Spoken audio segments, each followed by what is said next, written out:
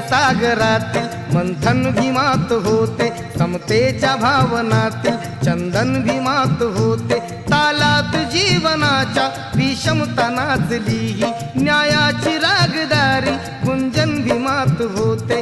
संकल्प या मनाचा क्रांती करून गेला, निधड्या मनाचा मोठा होऊन सिंह गेला। दिपविले कैक ज्ञानी माझ्या धुरंधराने, इतिहास घडविला माझ्या युगंधराने। ती आस नाही केली श्रीमंतीच्या धनाची, फुलविली बाग ऐसी येथे परिश्रमाची।